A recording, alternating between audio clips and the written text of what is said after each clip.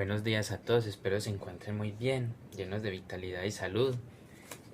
Pues dadas estas coyunturas de COVID y tantas muertes que han ocurrido a familiares de nuestros colegas, amigos, compañeros, vecinos, conocidos, me llevó un poco a reflexionar sobre la muerte y eh, llegué a una deducción de que hay tres estilos de muertes que se pueden definir entre biológica, emocional y una que tiendo a llamar de transformación o cambio. La biológica es la muerte más inminente, más obvia que vemos, que es la ausencia de la vida, que sería la biológica. También está la del ánimo, cuando nos deprimimos y por alguna extraña razón o habiendo razón no encontramos manera como de seguir, nos estancamos. Incluso a muchos, que es más grave, ni siquiera saben por qué están tristes y son cosas que le pasan a todo el mundo, que en cualquier día se levantan sin ganas de hacer nada. Esa sería como un estilo de muerte del ánimo, que es una de las más difíciles de reconocer. Y la otra es la muerte del cambio, de la transformación. Por ejemplo, miremos esta hoja. Esta hoja antes fue un árbol. Si hacemos así, no es la misma hoja. No es la misma hoja. La hoja se transformó. Una manera para verla fácil, por ejemplo, aquí era yo cuando estaba pequeño y ahora soy este. Ahí hay cambio, hay transformación. Eso es un estilo de muerte también. Si tenemos una relación con una pareja o con un amigo y lo dejamos de ver, volvemos a encontrarnos. Son aspectos que sí o sí van a cambiar en nuestra vida. Es un error, pues, pienso yo, cuando la típica discusión de pareja dice es que ya no sos el mismo. La idea es que no sean el mismo, porque si yo me meto con otra persona y la otra persona involucra en mi vida, debe haber cambio. El cambio también se da en el aprendizaje diario. Entonces vemos ahí pues a manera de ejemplo de la muerte por transformación. La muerte pues anímica es la que no nos impide movimiento, nos estanca en un solo sentimiento y no nos permite apertura para ver más. Y la muerte biológica. Entonces, como para conmemorar un poco este tema sobre la muerte, la transformación, que en Colombia es muy difícil, a nosotros no nos educan para la muerte, y de hecho Michel de Montaigne en su ensayo dice que filosofar es aprender a morir, es porque constantemente y en esta coyuntura vemos que la muerte está muy cercana a nosotros y tendemos más es a ignorarla, a decir ojalá no nos pase tal cosa, que a enfrentarla. ¿En qué sentido? Fue madre, nos podemos morir. En ese sentido, entonces está aceptar una muerte de la transformación, como el ejemplo de la hoja, o una muerte anímica, estancarnos ahí. Entonces, teniendo como esas ideas presentes y sus percepciones personales, paso a leerles el siguiente cuento que habla sobre la muerte, pero también también hace referencia a la cuestión del cambio que les mencioné. Espero pues lo escuchen con atención y se imaginen las escenas, que para la literatura es importante cobrar la importancia a las palabras, las escenas y los actos que representan. El cuento es infantil, pero el tema de la muerte trasciende todas las edades. Entonces empecemos. Se llama El estanque. Rocío miraba fijamente el estanque mientras por su mente pasaban los recuerdos.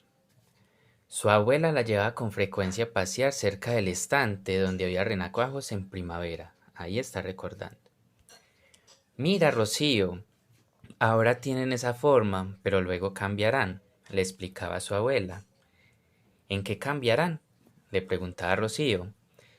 Pues les desaparecerán sus rabitos y se convertirán en ranas. Pero abuela, decía Rocío con cara de enfado, a mí me gustan más así. ¿Por qué tienen que cambiar? No me gusta que cambien. Su abuela sonreía y le contestaba, cariño, en la vida todo va cambiando y está bien así. Rocío no estaba convencida de la respuesta de la abuela, pero no le decía nada más, aunque es posible que, a pesar de no decírselo a su abuela, ella se diera cuenta de que a la niña no le gustaba eso de los cambios, porque la siguiente primavera su abuela vino un día con una caja de zapatos en la mano. Rocío se acercó corriendo. Abuela, abuela, ¿me has traído un regalo? ¿Son unos zapatos? Le preguntó la niña entusiasmada.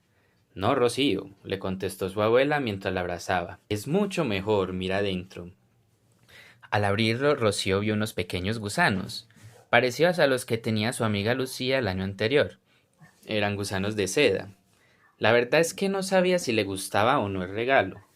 Entonces su abuela le dijo, vas a necesitar muchas hojas de morera, porque son muy comelones y necesitan crecer. Las siguientes semanas fue un ir y venir a los moreras que había en la avenida principal de su barrio. Están un poco lejos y su madre a veces se enfadaba por tener que ir a coger hojas con ella a la vuelta del trabajo. Pero los esfuerzos fueron dando sus frutos y los gusanos crecieron y se pusieron gorditos. Un día al mirarlos, la niña observó algo diferente. Los gusanos iban fabricando unos hilillos dorados que poco a poco se convirtieron en un campullito de oro. Abuela, se ha vuelto mi gusano enano. Así le llamaba Rocío a su gusano más grandullón. No, Rocío, no se ha muerto. Solo está ahí metido para transformarse, le contestó la abuela. ¿Para hacer qué? Le preguntó Rocío. No le gustaba que los mayores utilizaran palabras raras porque se sentía un poco tonta, y no le gustaba cuando su hermano la llamaba tonta.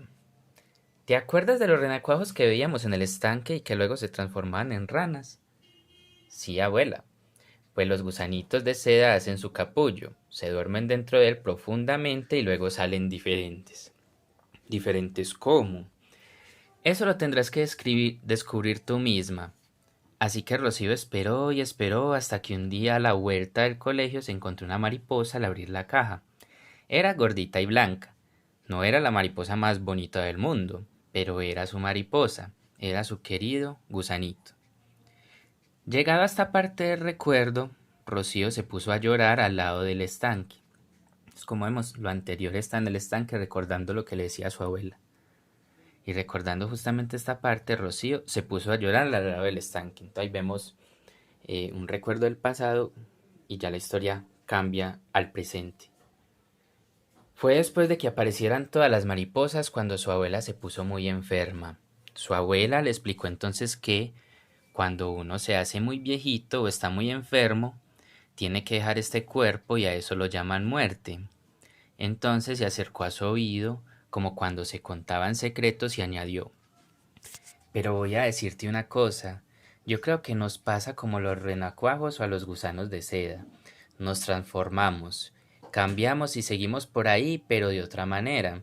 Y acariciándole la cabeza, añadió, yo creo que formaré parte del viento.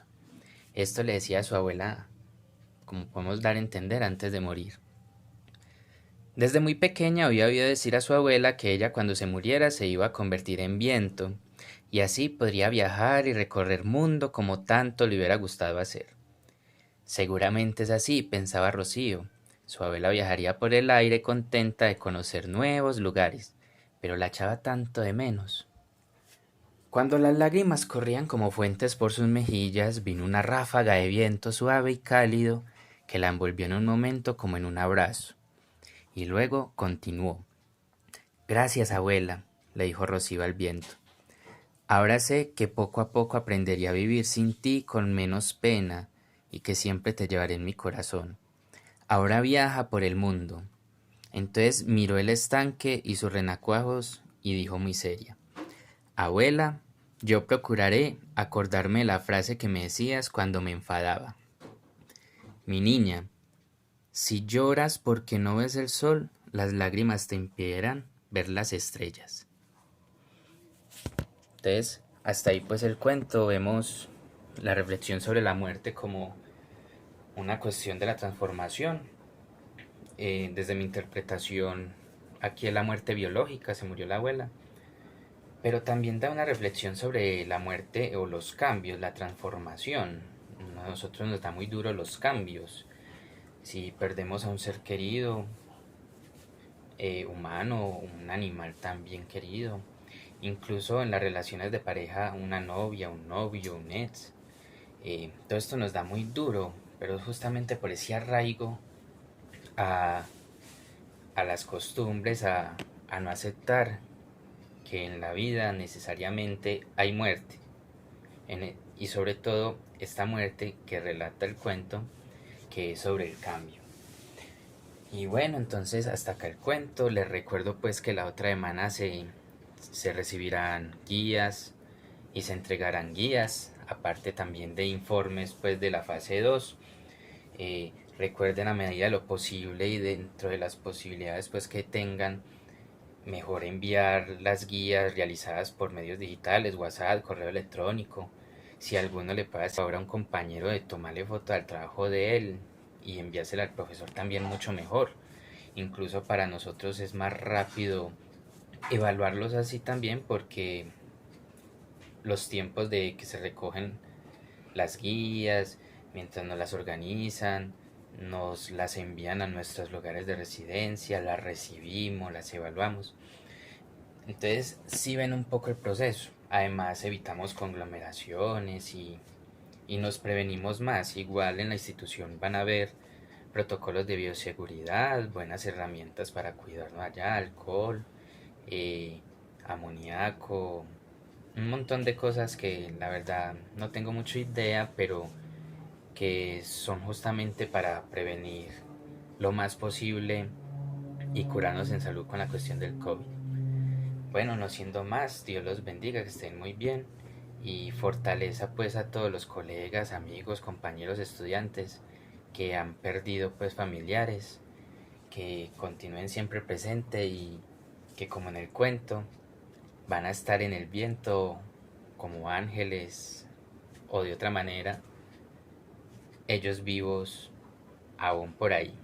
Entonces, que estén muy bien y Dios los bendiga.